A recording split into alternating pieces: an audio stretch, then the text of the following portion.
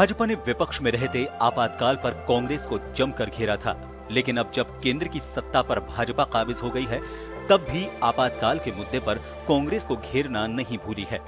भाजपा नेताओं ने आपातकाल की 46वीं बरसी पर कांग्रेस की जमकर निंदा की और आपातकाल के खिलाफ आवाज बुलंद करने वाले सत्याग्रहियों को याद किया।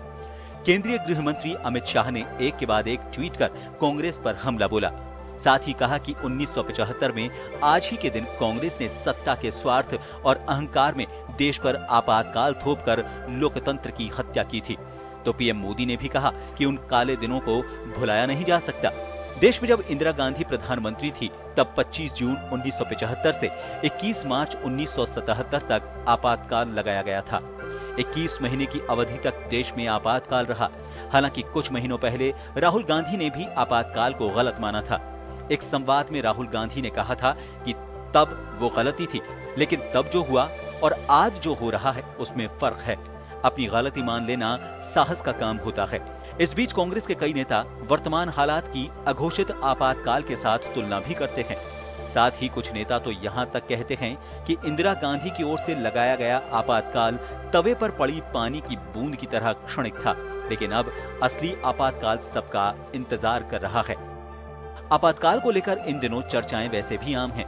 खासतौर पर लोकतंत्र को खतरे में बताकर कांग्रेस कई बार भाजपा पर हमला बोल चुकी है, जिससे सियासी गलियारों में 25 जून के अलावा भी आपातकाल चर्चाओं में रहा है। ब्यूरो रिपोर्ट, जन टीवी।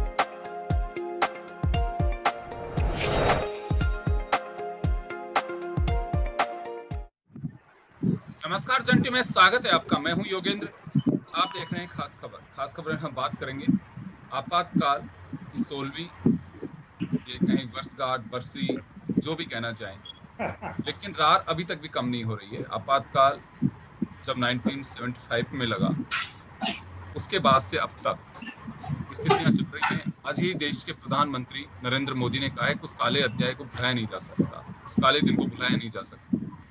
बीजेपी देश भर में हमलावर रही।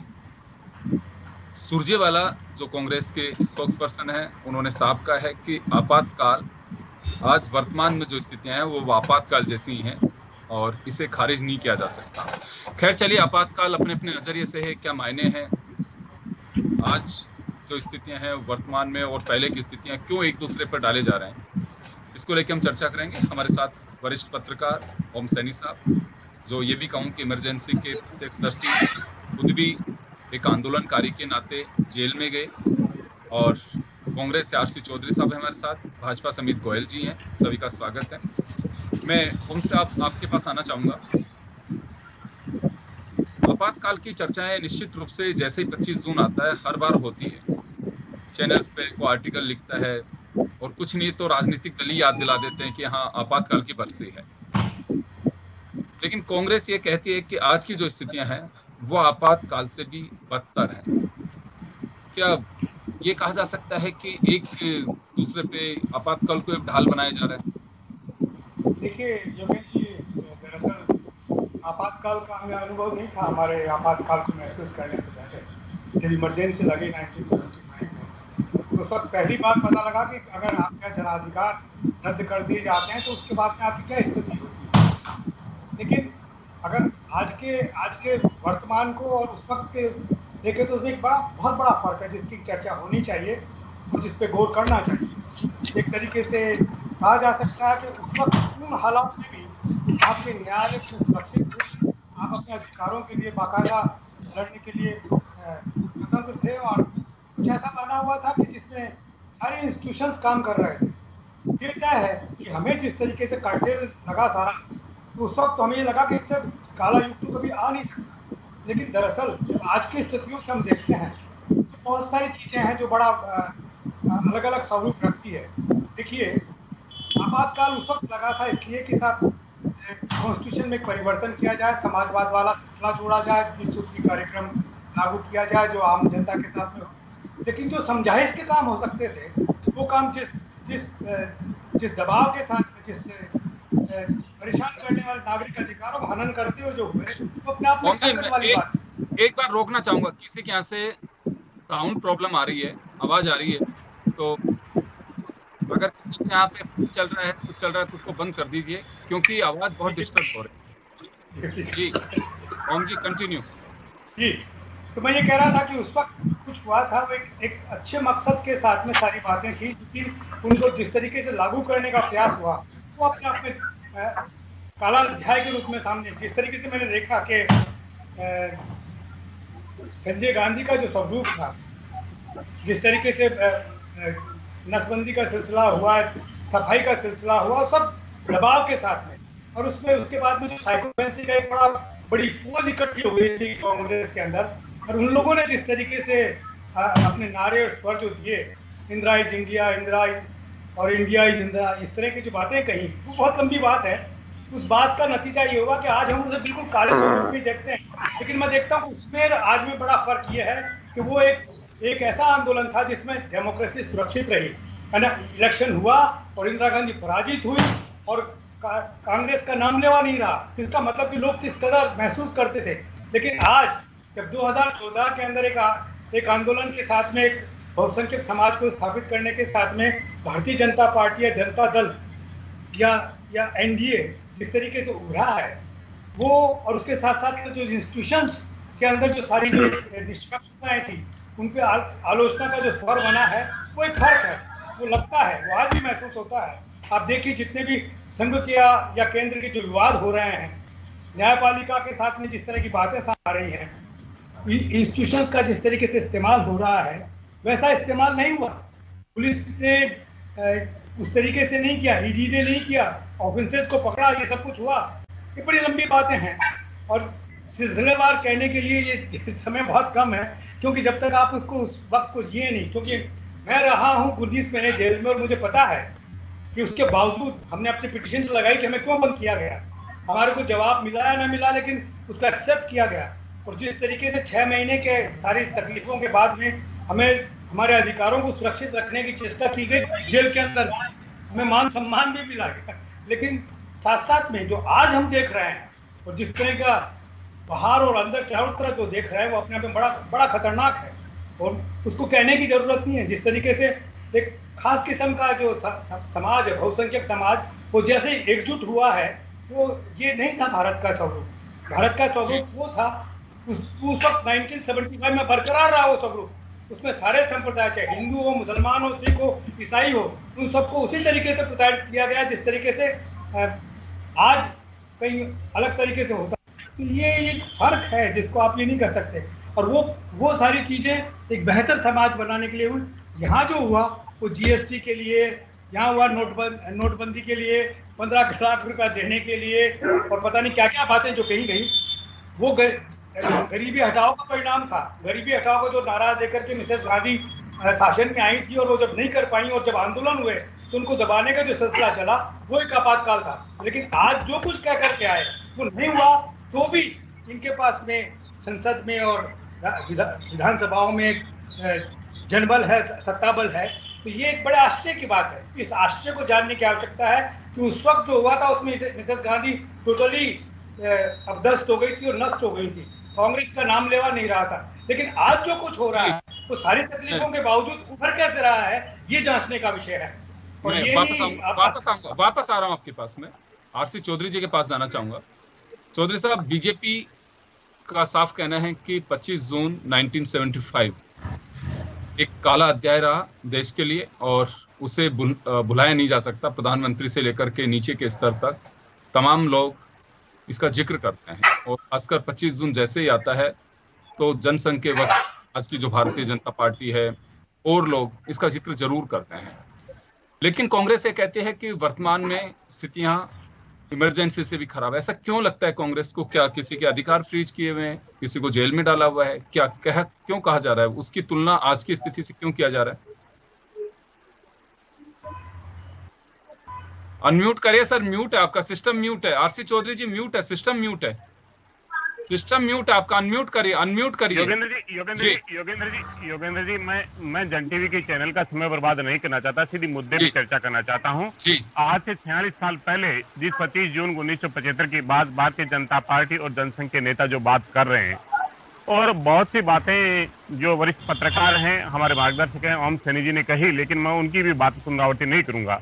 अगर 46 साल पहले की बात करेंगे तो मैं देश की आजादी के इतिहास से पहले चंद चीजें जरूर कहना चाहूंगा कि इस देश के अंदर जब देश की आजादी के लिए लोग, चाहे तमाम हर वर्ग के, जब मिलकर इस देश की आजादी के लिए लड़ाई लड़ रहे थे, जब भारत छोड़ो आंदोलन का नारा बुलंद हो रहा था गांधी के नेतृत्व में, तब जनसंघ और हिंदू महासभा और मुस्लिम लीग के लोग क्या कर रहे थे ये पूरा देश जानता है। लेकिन हमने ये कभी नहीं कहा कि देश की आजादी की लड़ाई के अंदर कौन था और हमारे पे राज करने वाले लोगों के साथ में कौन खड़ा था। हम ये भी नहीं कहेंगे कि जो हिंदुस्तान का जो विभाजन हुआ, जिस विभाजन के अंदर मुस्लिम लीग और हिंदू महासभा शामिल हुई, अंतिम सरकारें हिंदू महासभा और मुस्लिम लीग ने मिलकर बनाई और श्यामा प्रसाद मुखर्जी इस भारतीय विभाजन की जनक मुस्लिम लीग के साथ में वित्त मंत्री बने। इनको भी छोड़ दीजिए, आज आ जाइए। मैं ये कहना चाह रहा हूँ कि 25 जून 1975 की जो बात करते हो, जो आपातकाल की बात करते हो, जो सैनी जी जो बात करते हैं, वो संविधान प्रदत्त शक्तियां और जो परिस्थितियां रही थी 25 जून को जेपी ने और तमाम विपक्षी दलों ने जब दिल्ली के रामलीला मैदान में रैली करते हुए, किसी के यहाँ पे की आवाज बहुत ज्यादा आ रही है, किसी के यहाँ पे आपका कुछ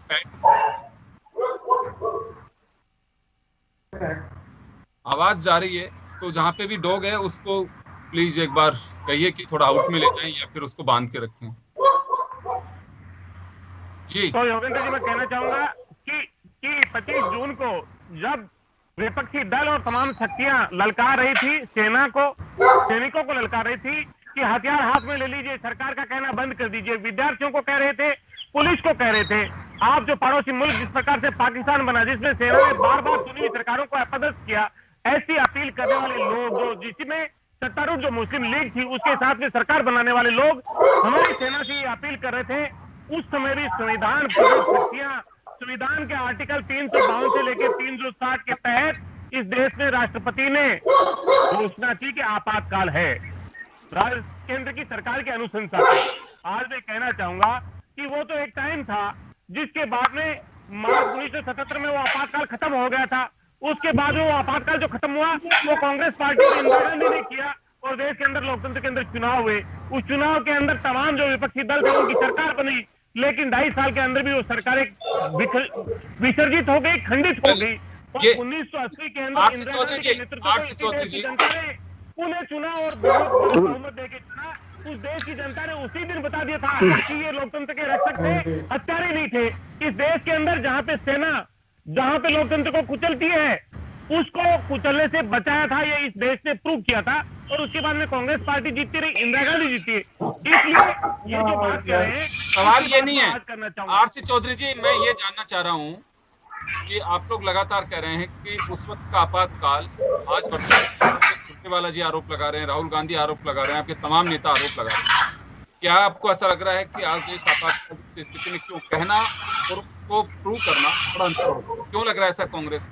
देखिए रविंद्र जी, मैं धन्यवाद देना चाहूंगा। आपने सुरजेवाला जी का जिक्र किया, मैं थोड़ा सा और पीछे ले जाना चाहूंगा।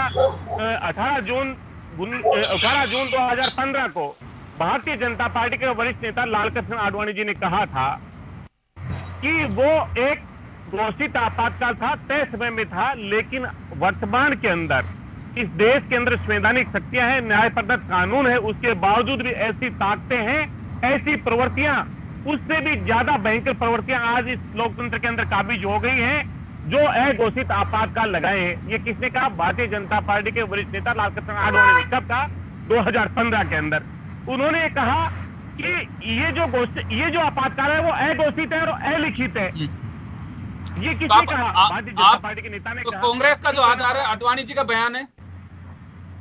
हाँ, आडवाणी जी का बयान है। इंडियन एक्सप्रेस को इंटरव्यू दिया था। मैं ये जानना चाह रहा हूँ कि कांग्रेस का जो सर आधार है, लगातार बीजेपी पे, वर्तमान सरकार पे हमला बोला जा रहा है, उसका आधार आडवाणी जी का बयान है कि अपनी खुद की कोई एक्सरसाइज? हाँ, बिल्कुल ऐसा जो आधार है उसके आधार में आपको बताऊंगा। लेकिन मैं कह रहा हूँ कि इस देश के अंदर सिर्फ कांग्रेस ही नहीं, जो इस लोकतंत्र के रक्षक है, चाहे वो भारतीय जनता पार्टी के अंदर है, चाहे जनसंघ के अंदर है, जो देश के अंदर लोकतंत्र चाहते हैं, जो लोकतंत्र की बहाली चाहते हैं, लोकतंत्र की रक्षा चाहते हैं, वो हर लोगों ने कहा। और मैंने भारतीय जनता पार्टी के एक नेता का जिक्र किया कि सिर्फ कांग्रेस ही नहीं करी। कांग्रेस तो इस आधार पे कह रहा है, जब सरकार बनी, सरकार ने बनते ही सबसे पहले क्या काम किया? चुनी हुई सरकारों को अपदस्थ करने का काम किया।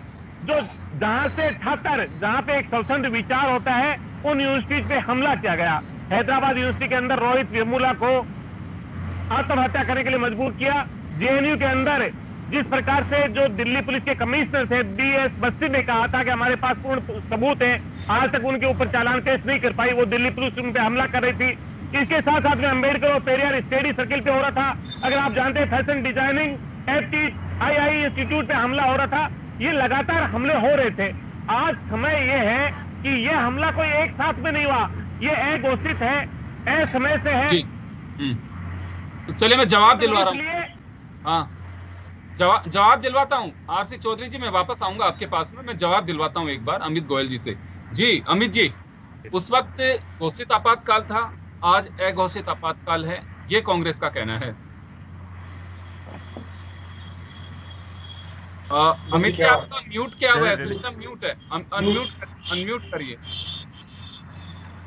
देखिए, सर्वप्रथम तो मैं हमारे माननीय ओम सैनी साहब और आरसी चौधरी जी, हमारे मित्र बैठे हैं कांग्रेस के, उनकी बातों का जवाब दे दूं।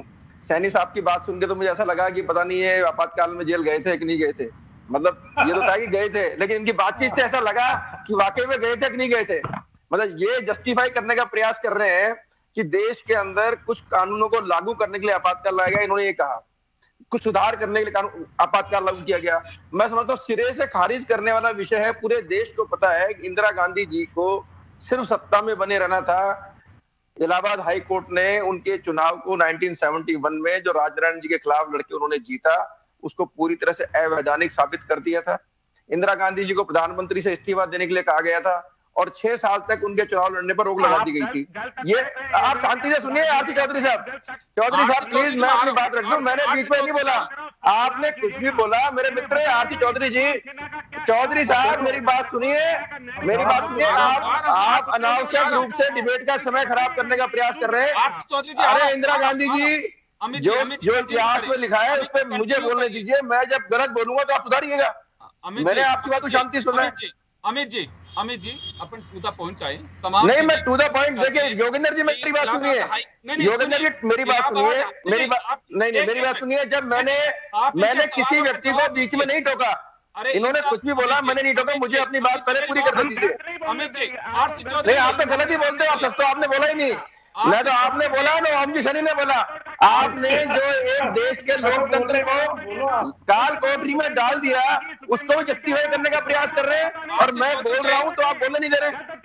आप चौधरी जी को चुप कराइए पहले। जवाब सुनिए, अमित गोयल जी का जवाब सुन लीजिए, उसके बाद में आप चौधरी जी को चुप कराइए पहले आराम से। अमित गोयल जी को जवाब देने दीजिए, आपने जो सवाल खड़े किए उनके जवाब तो देने दीजिए। अमित गोयल जी मैं ये कह रहा हूँ 1975 Rajnarayan ji, Allahabad high court, supreme court, उन तमाम चीजों के जिक्र हमारी स्क्रीन पे चल रहे हैं। मैं सवालों के जवाब पे आना चाहता हूं। नहीं मैं सवालों का जवाब दे रहा हूं, लेकिन मेरे साथी प्रवक्ताओं ने अगर उसको जस्टिफाई अगर उस काले कानून को जस्टिफाई करने का प्रयास किया है तो मुझे बोलना पड़ेगा। बोले जनता जो सुन रही है उसे पता तो चले।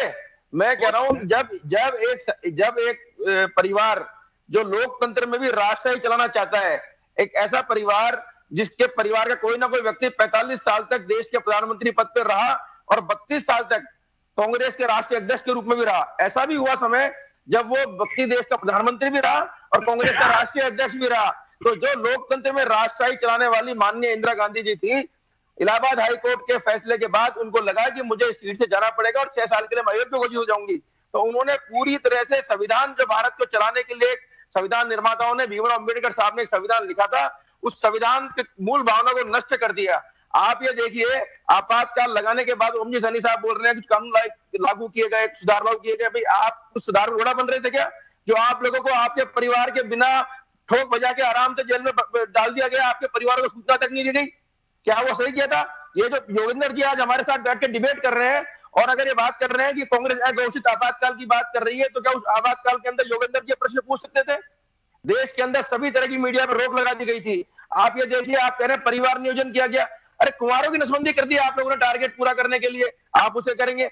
संविधान के अनुच्छेद 14, 19, 21, 22 क्या अधिकार थे अनुच्छेद के अंदर? उस अनुच्छेद में यह अधिकार था कि भारत के प्रत्येक व्यक्ति को समान अधिकार होंगे, उसको संपत्ति और जीवन की सुरक्षा की गारंटी दी गई थी, उसको यह अधिकार दिया गया था कि अगर कोई व्यक्ति को अरेस्ट कर लिया जाएगा तो 24 घंटे में उसे कोर्ट में पेश करना पड़ेगा। उस अधिकार को आपने छीन लिया, आपने प्रेस की अभिव्यक्ति पर रोक लगा दी, सभा के ऊपर रोक लगा दिया आपने ऊपर। तो मैं कह रहा हूं जब आपने पूरे लोकतंत्र को बंधक बना दिया, देश में जो नेता इस बात को रख रहे थे, जनता के सामने जनता की तकलीफों के लिए संघर्ष कर रहे थे, बिहार में जयप्रकाश नारायण कर रहे थे और आज गुजरात के अंदर बहुत बड़ा छात्र आंदोलन चल रहा था, पूरा देश कांग्रेस पार्टी के भ्रष्टाचार, लाल फीताशाही और बेरोजगारी के कारण आंदोलन पे था।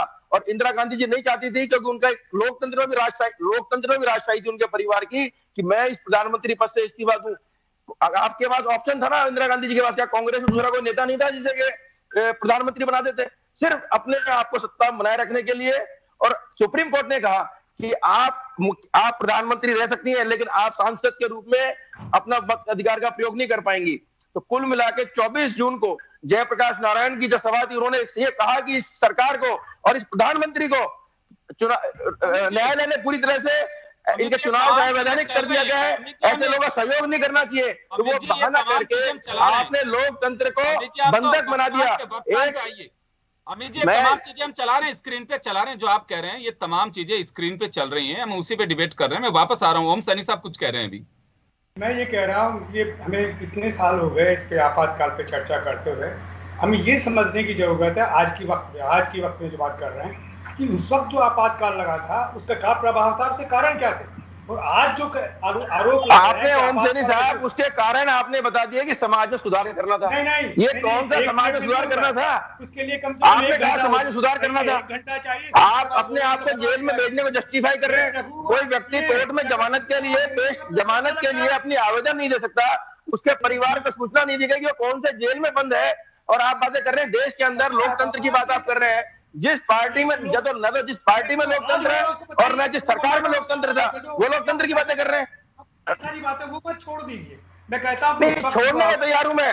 अरे आप ये स्वीकार कर लेते हैं कि भाई उस टाइम गलत हुआ, आप उसको जस्टिफाई करने का प्रयास कर रहे हैं कि नहीं बहुत बढ़िया था, इस वजह से मुझे बोलना पड़े सारी बातें। जस्टिफाई नहीं कर रहे, जस्टिफाई नहीं कर रहे, जस्टिफाई किया इन्होंने। आज अगर योगेंद्र जी मीडिया में बैठे हैं, आज अगर ओम सैनी साहब आप बोल पा रहे हैं, क्या 1975 में 25 जून 1975 के बाद आपको बोलने का अधिकार था क्या? आप मुझे बताइए, आप जस्टिफाई करते हैं उसको?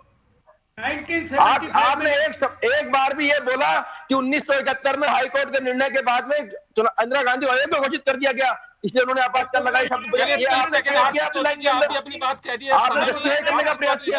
आरसी चौधरी आपने एक बार ही बोला इस बात को, आरसी चौधरी जब आपने एक बार भी इस बात को बोला ही नहीं तो फिर आप जस्टिफाई कर रहे हैं। अपनी बात कह दीजिए, कुंभ ऐसे बैठे हैं उनके बारे में जो फैसले हुए हैं। हाँ बोलिए बोलिए आप बोलिए बोलिए बोलिए बोलिए। आप ये रहा था कि उस वक्त जो लोकतंत्र का लक्ष्य तो अगर आपके दर्शकों को पता ही नहीं, सुन भी नहीं पाएंगे तो फिर क्या फायदा होगा। मैं ये जो मेरे साथी कह रहे हैं हासिल करने के लिए लोकतंत्र का जो इस्तेमाल आप बोल सकते थे क्या?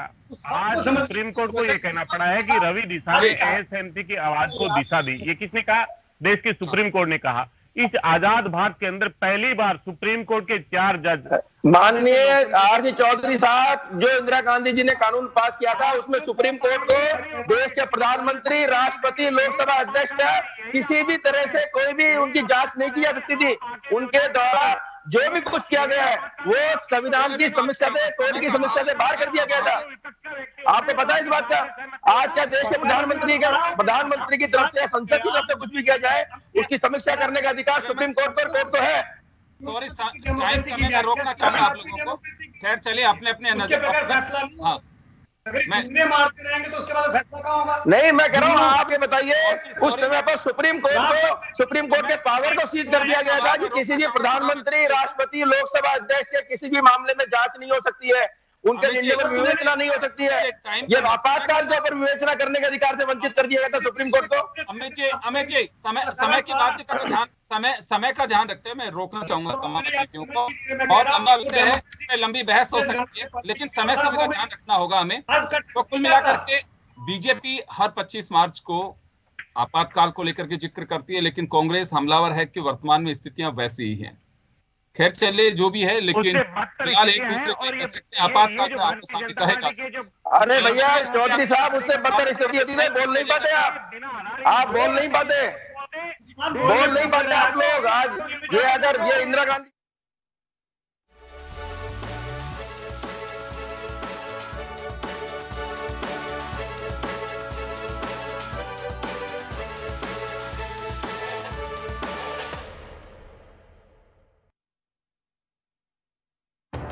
जिंदगी का हर पहलू दिखाता है जन टीवी।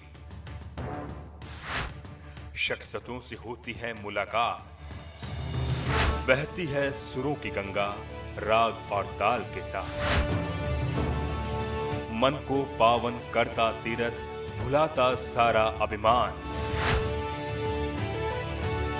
हम करते हैं नारी युग का सम्मान। जगमगाते हैं मनोरंजन का संसार, लगाते हैं यादों का अंबार। खेलों से बढ़ जाती है मन की रफ्तार। हम हैं आपके दिल की आवाज, जन टीवी, जन जन की आवाज।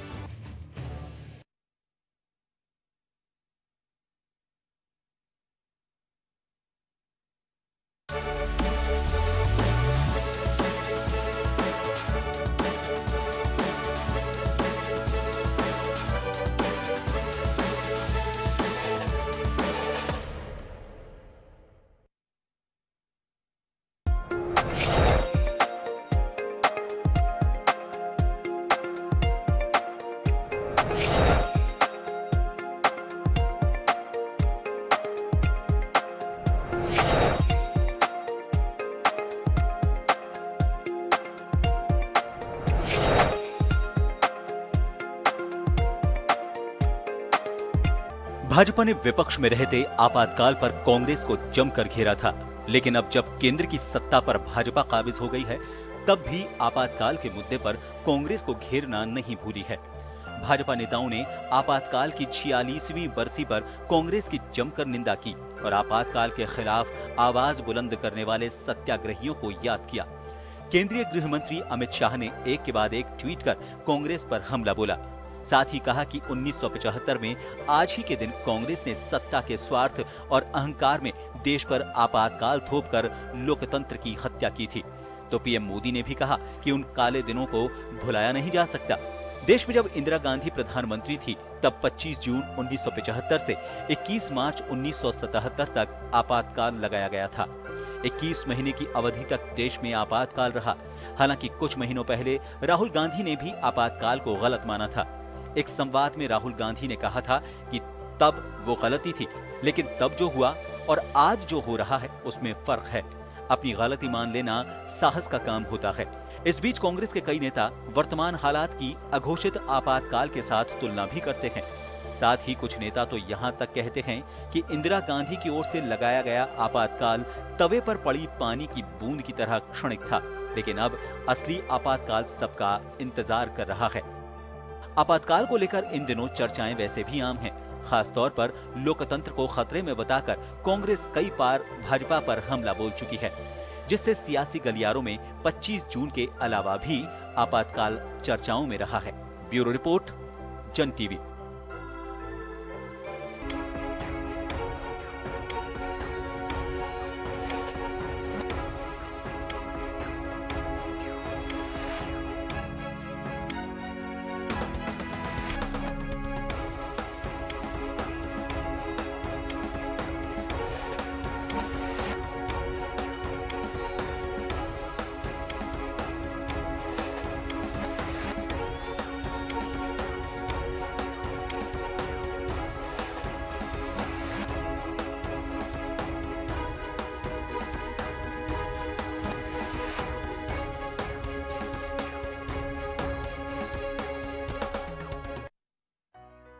समाज के अंतिम पंक्ति के अंतिम व्यक्ति की खबरें, देश की दिशा और दशा बदलती राजनीति की खबरें,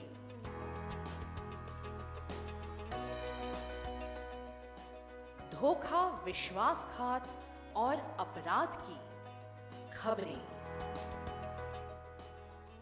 जमीन पर चमकते चांद सितारों की खबरें। हर खबर से रहिए बाखबर, हर खबर की तह तक। जन टीवी, जन जन की आवाज।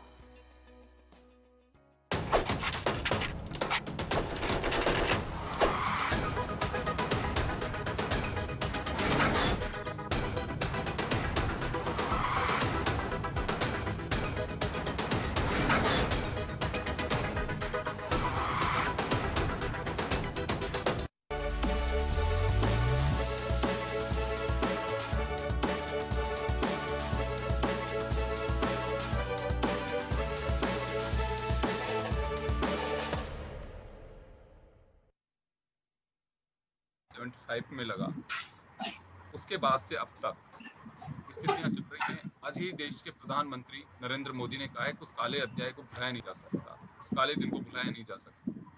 बीजेपी देश भर में हमलावर रही। सुरजेवाला जो कांग्रेस के स्पोक्स पर्सन है, उन्होंने साफ कहा है कि आपातकाल आज वर्तमान में जो स्थितियां हैं वो आपातकाल जैसी ही हैं और इसे खारिज नहीं किया जा सकता। खैर चलिए, आपातकाल अपने अपने नजरिए से है, क्या मायने हैं, आज जो स्थितियां हैं वर्तमान में और पहले की स्थितियां क्यों एक दूसरे पर डाले जा रहे हैं, इसको लेकर हम चर्चा करेंगे। हमारे साथ वरिष्ठ पत्रकार ओम सैनी साहब, जो ये भी कहूँ कि इमरजेंसी के प्रत्यक्षदर्शी, खुद भी एक आंदोलनकारी के नाते जेल में गए, और कांग्रेस से आरसी चौधरी साहब हमारे साथ, भाजपा से अमित गोयल जी हैं। सभी का स्वागत है। मैं ओम साहब आपके पास आना चाहूँगा। आपातकाल की चर्चाएं निश्चित रूप से जैसे ही 25 जून आता है हर बार होती है। चैनल्स पे को आर्टिकल लिखता है और कुछ नहीं तो राजनीतिक दल ही याद दिला देते हैं कि हाँ आपातकाल की बरसी है। लेकिन कांग्रेस ये कहती है कि आज की जो स्थितियां हैं वो आपातकाल से भी बदतर हैं। क्या ये कहा जा सकता है कि एक दूसरे पे आपातकाल को एक ढाल बनाया जा रहा है? देखिए योगेश जी, दरअसल आपातकाल का हमें अनुभव नहीं था हमारे आपातकाल को महसूस करने से पहले। जब इमरजेंसी लगी 1979 में, तो उस वक्त पहली बार पता लगा कि अगर आपका जनाधिकार रद्द कर दिए जाते हैं तो उसके बाद में आपकी क्या स्थिति होती है। लेकिन अगर आज के वर्तमान को और उस वक्त देखें तो उसमें एक बहुत बड़ा फर्क है जिसकी चर्चा होनी चाहिए और जिस पे गौर करना चाहिए। एक तरीके से कहा जा सकता है कि उस वक्त उन हालात में भी आपके न्यायालय को सुरक्षित थे, आप अपने अधिकारों के लिए बाकायदा लड़ने के लिए स्वतंत्र थे और कुछ ऐसा बना हुआ था कि जिसमें सारे इंस्टीट्यूशंस काम कर रहे थे। ये तय है कि हमें जिस तरीके से कार्टेल लगा सारा, तो उस वक्त तो हमें ये लगा कि इससे काला युग तो कभी आ नहीं सकता। लेकिन दरअसल जब आज की स्थितियों से हम देखते हैं तो बहुत सारी चीजें हैं जो बड़ा अलग अलग स्वरूप रखती है। देखिए, आपातकाल उस वक्त लगा था इसलिए कि साथ कॉन्स्टिट्यूशन में परिवर्तन किया जाए, समाजवाद वाला सिलसिला जोड़ा जाए, 20 सूत्री कार्यक्रम लागू किया जाए जो आम जनता के साथ में हो।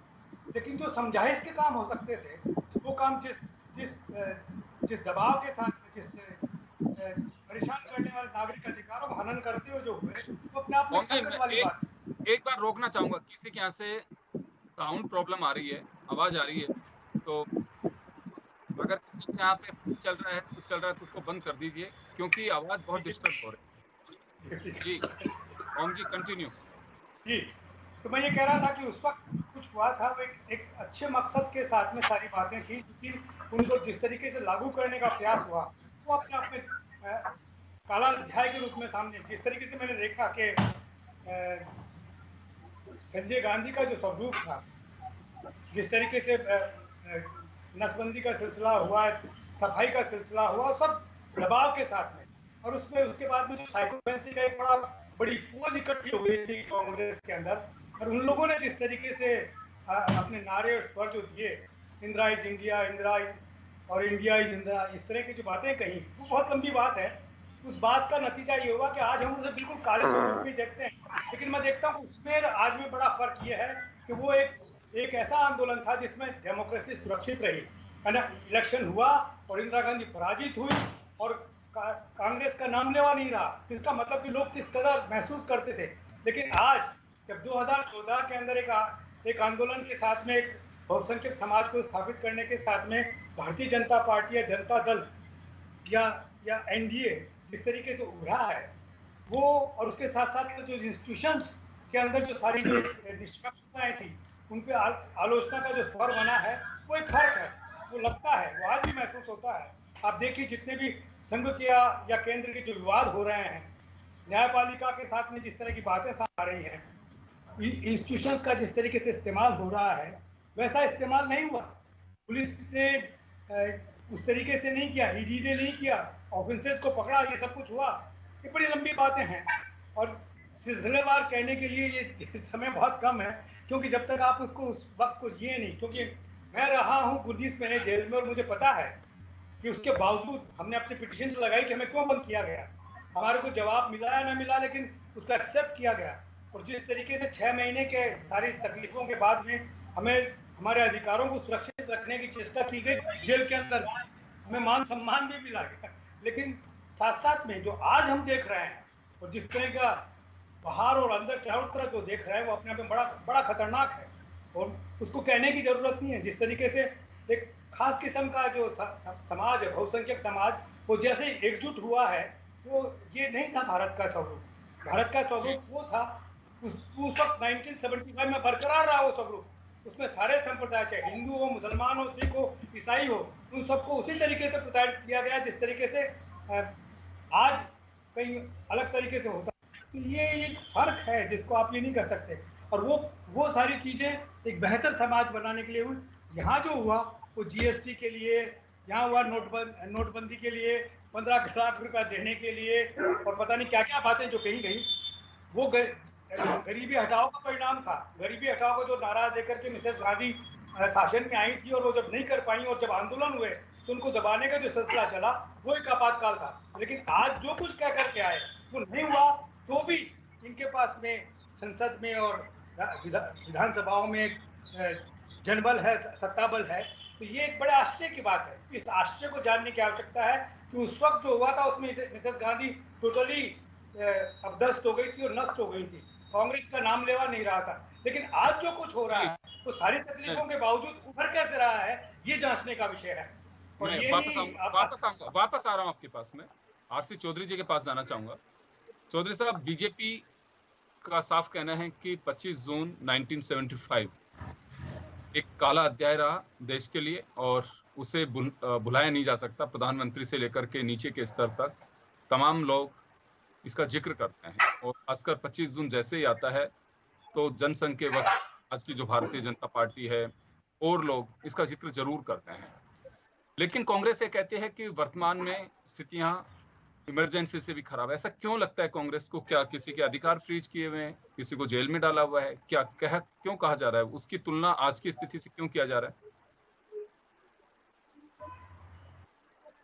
अनम्यूट करिए सर, म्यूट है आपका, सिस्टम म्यूट है। आरसी चौधरी जी म्यूट है, सिस्टम म्यूट है, सिस्टम म्यूट है आपका, अनम्यूट करिए, अनम्यूट करिए। योगेंद्र जी मैं जन टीवी के चैनल का समय बर्बाद नहीं करना चाहता, सीधी मुद्दे पे चर्चा करना चाहता हूँ। आज से 46 साल पहले जिस 25 जून 1975 की बात भारतीय जनता पार्टी और जनसंघ के नेता जो बात कर रहे हैं, और बहुत सी बातें जो वरिष्ठ पत्रकार हैं, हमारे मार्गदर्शक हैं ओम सैनी जी ने कही, लेकिन मैं उनकी भी बात पुनरावृत्ति नहीं करूंगा। अगर 46 साल पहले की बात करेंगे तो मैं देश की आजादी के इतिहास से पहले चंद चीजें जरूर कहना चाहूंगा कि इस देश के अंदर जब देश की आजादी के लिए लोग, चाहे तमाम हर वर्ग के, जब मिलकर इस देश की आजादी के लिए लड़ाई लड़ रहे थे, जब भारत छोड़ो आंदोलन का नारा बुलंद हो रहा था गांधी के नेतृत्व में, तब जनसंघ और हिंदू महासभा और मुस्लिम लीग के लोग क्या कर रहे थे ये पूरा देश जानता है। लेकिन हमने ये कभी नहीं कहा कि देश की आजादी की लड़ाई के अंदर कौन था और हमारे पे राज करने वाले लोगों के साथ में कौन खड़ा था। हम ये भी नहीं कहेंगे कि जो हिंदुस्तान का जो विभाजन हुआ, जिस विभाजन के अंदर मुस्लिम लीग और हिंदू महासभा शामिल हुई, अंतिम सरकारें हिंदू महासभा और मुस्लिम लीग ने मिलकर बनाई और श्यामा प्रसाद मुखर्जी इस भारतीय विभाजन की जनक मुस्लिम लीग के साथ में वित्त मंत्री बने। इनको भी छोड़ दीजिए, आज आ जाइए। मैं ये कहना चाह रहा हूं कि 25 जून 1975 की जो बात करते हो, जो आपातकाल की बात करते हो, जो सैनी जी जो बात करते हैं, वो संविधान प्रदत्त शक्तियां और जो परिस्थितियां रही थी 25 जून को जेपी ने और तमाम विपक्षी दलों ने जब दिल्ली के रामलीला मैदान में रैली करते हुए, किसी के यहाँ पे टोक की आवाज बहुत ज्यादा आ रही है, किसी के यहाँ पे आपका कुछ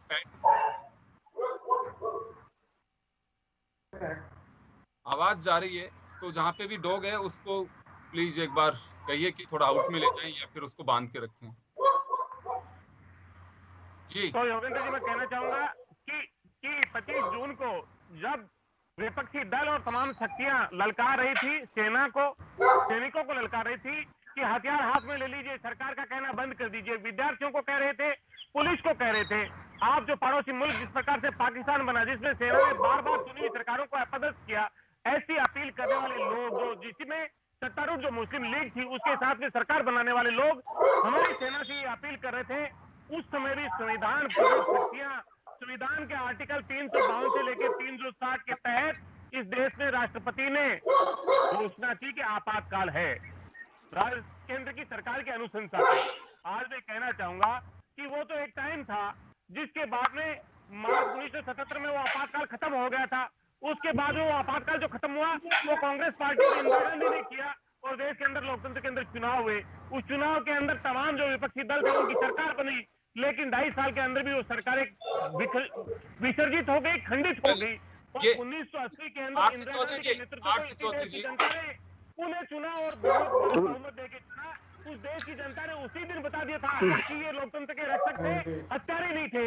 इस देश के अंदर जहां पे सेना, जहां पे लोकतंत्र को कुचलती है, उसको कुचलने से बचाया था, ये इस देश ने प्रूव किया था। और उसके बाद में कांग्रेस पार्टी जीतती रही, इंदिरा गांधी जीती है। इसलिए ये जो बात कर रहे हैं, सवाल ये नहीं है आरसी चौधरी जी, मैं ये जानना चाह रहा हूँ कि आप लोग लगातार कह रहे हैं कि उस वक्त का आपातकाल, आज सुरजेवाला जी आरोप लगा रहे हैं, राहुल गांधी आरोप लगा रहे हैं, आपके तमाम नेता आरोप लगा रहे हैं, क्या आपको ऐसा लग रहा है कि आज देश आपातकाल स्थिति में क्यों कहना और को प्रूव करना बड़ा अंतर होगा। क्यों लग रहा है ऐसा कांग्रेस? देखिए योगेंद्र जी, मैं धन्यवाद देना चाहूंगा, आपने सुरजेवाला जी का जिक्र किया। मैं थोड़ा सा और पीछे ले जाना चाहूंगा। 18 जून 2015 को भारतीय जनता पार्टी के वरिष्ठ नेता लालकृष्ण आडवाणी जी ने कहा था कि वो एक घोषित आपातकाल था, तय समय में था, लेकिन वर्तमान के अंदर इस देश के अंदर संवैधानिक शक्तियां हैं, न्यायप्रदत्त कानून है, उसके बावजूद भी ऐसी ताकतें हैं, ऐसी प्रवृत्तियां, उससे भी ज्यादा भयंकर प्रवृत्तियां आज इस लोकतंत्र के अंदर काबिज हो गई हैं, जो अघोषित आपातकाल लगाए हैं। ये किसने कहा? भारतीय जनता पार्टी के वरिष्ठ नेता लालकृष्ण आडवाणी ने। कब कहा? 2015 के अंदर उन्होंने कहा कि ये जो आपातकाल है वो अघोषित है और अलिखित है। ये किसने कहा? भारतीय जनता पार्टी के नेता ने कहा। कांग्रेस का जो आधार है आडवाणी जी का बयान है। हाँ, आडवाणी जी का बयान है। इंडियन एक्सप्रेस को इंटरव्यू दिया था। मैं ये जानना चाह रहा हूँ कि कांग्रेस का जो सर आधार है, लगातार बीजेपी पे, वर्तमान सरकार पे हमला बोला जा रहा है, उसका आधार आडवाणी जी का बयान है कि अपनी खुद की कोई एक्सरसाइज? हाँ बिल्कुल ऐसा। उसके जो आधार है उसके आधार में आपको बताऊंगा, लेकिन मैं ये कह रहा हूँ कि इस देश के अंदर सिर्फ कांग्रेस ही नहीं, जो इस लोकतंत्र के रक्षक हैं, चाहे वो भारतीय जनता पार्टी के अंदर है, चाहे जनसंघ के अंदर है, जो देश के अंदर लोकतंत्र चाहते हैं, जो लोकतंत्र की बहाली चाहते हैं, लोकतंत्र की रक्षा चाहते हैं, वो हर लोगों ने कहा। और मैंने भारतीय जनता पार्टी के एक नेता का जिक्र किया कि सिर्फ कांग्रेस ही नहीं करी, कांग्रेस तो इस आधार पे कह रहा है, जब सरकार बनी, सरकार ने बनते ही सबसे पहले क्या काम किया? चुनी हुई सरकारों को अपदस्थ करने का काम किया। जो जहां से छात्र, जहां पे एक स्वतंत्र विचार होता है, उन यूनिवर्सिटीज पे हमला किया गया। हैदराबाद यूनिवर्सिटी के अंदर रोहित वेमुला को आत्महत्या करने के लिए मजबूर किया। जेएनयू के अंदर जिस प्रकार से जो दिल्ली पुलिस के कमिश्नर थे BS बस्सी ने कहा था कि हमारे पास पूर्ण सबूत है, आज तक उनके ऊपर चालान पेश नहीं कर पाई, वो दिल्ली पुलिस उन पे हमला कर रही थी। इसके साथ साथ में अम्बेडकर और पेरियार स्टडी सर्किल पे हो रहा था। अगर आप जानते हैं, फैशन डिजाइनिंग FTII इंस्टीट्यूट पे हमला हो रहा था। ये लगातार हमले हो रहे थे। आज समय ये है कि ये हमला कोई एक साथ में नहीं हुआ, ये अघोषित है, असमय से है। तो चलिए मैं जवाब दिलवा रहा हूँ। हाँ, जवाब दिलवाता हूँ। RC चौधरी जी, मैं वापस आऊंगा आपके पास में, मैं जवाब दिलवाता हूँ एक बार अमित गोयल जी से। जी अमित जी, उस वक्त घोषित आपातकाल था, आज अघोषित आपातकाल है, ये कांग्रेस का कहना है। अमित जी, आपका म्यूट किया हुआ है, सिस्टम म्यूट है, अनम्यूट करिए। देखिए, सर्वप्रथम तो मैं हमारे माननीय ओम सैनी साहब और RC चौधरी जी, हमारे मित्र बैठे हैं कांग्रेस के, उनकी बातों का जवाब दे दूं। सैनी साहब की बात सुन के तो मुझे ऐसा लगा कि पता नहीं ये आपातकाल में जेल गए थे कि नहीं गए थे। मतलब ये तो था कि गए थे, लेकिन इनकी बातचीत से ऐसा लगा कि वाकई में गए थे कि नहीं गए थे। मतलब ये जस्टिफाई करने का प्रयास कर रहे हैं कि देश के अंदर कुछ कानूनों को लागू करने के लिए आपातकाल लाया गया। इन्होंने ये कहा कुछ सुधार करने के लिए कानून आपातकाल लागू किया गया। मैं समझता हूँ सिरे से खारिज करने वाला विषय है। पूरे देश को पता है कि इंदिरा गांधी जी को सिर्फ सत्ता में बने रहना था। इलाहाबाद हाई कोर्ट ने उनके चुनाव को 1971 में जो राजाराम जी के खिलाफ लड़के उन्होंने जीता, उसको पूरी तरह से अवैधानिक साबित कर दिया था। इंदिरा गांधी जी को प्रधानमंत्री से इस्तीफा देने के लिए कहा गया था और 6 साल तक उनके चुनाव लड़ने पर रोक लगा दी गई थी। ये आप शांति से सुनिए RC चौधरी साहब, प्लीज मैं अपनी बात रख दूं। मैंने बीच में नहीं बोला, आपने कुछ भी बोला। मेरे मित्र RC चौधरी जी, चौधरी साहब मेरी बात सुनिए, आप अनावश्यक रूप से डिबेट का समय खराब करने का प्रयास कर रहे हैं। अरे इंदिरा गांधी जी जो इतिहास में लिखा है उस पर मुझे बोलने दीजिए। मैं जब गलत बोलूंगा तो आप सुधारिएगा। मैंने आपकी बात को शांति सुना है। अमित जी अपन टू द पॉइंट आए। तमाम नहीं, मैं टू द पॉइंट। देखिए योगेंद्र जी मेरी बात सुनिए, योगेंद्र जी मेरी बात सुनिए, मेरी बात सुनिए। जब मैंने किसी व्यक्ति को बीच में नहीं टोका, इन्होंने कुछ भी बोला, मैंने नहीं टोका। मुझे अपनी बात पहले पूरी कर दीजिए। अमित जी, नहीं, आप तो गलत ही बोलते हो। आप तो आपने बोला ही नहीं, मैं तो आपने बोला ना, ओम जी सैनी ने बोला। आपने जो एक देश के लोकतंत्र को काल कोठरी में डाल दिया, उसको भी जस्टिफाई करने का प्रयास कर रहे हैं। और मैं बोल रहा हूं तो आप बोलने नहीं दे रहे। आप चौधरी जी को चुप कराइए पहले। जवाब सुनिए, अमित गोयल जी का जवाब सुन लीजिए, उसके बाद में आप चौधरी जी को चुप कराइए पहले आराम से। अमित गोयल जी को जवाब देने दीजिए। आपने जो सवाल खड़े किए उनके जवाब तो देने दीजिए। अमित गोयल जी, मैं ये कह रहा हूँ 1975 Rajnarayan ji, Allahabad high court, supreme court, उन तमाम चीजों के जिक्र हमारी स्क्रीन पे चल रहे हैं। मैं सवालों के जवाब पे आना चाहता हूं। नहीं, मैं सवालों का जवाब दे रहा हूं, लेकिन मेरे साथी प्रवक्ताओं ने अगर उसको जस्टिफाई अगर उस काले कानून को जस्टिफाई करने का प्रयास किया है तो मुझे बोलना पड़ेगा। बोलिए जनता जो सुन रही है उसे पता तो चले।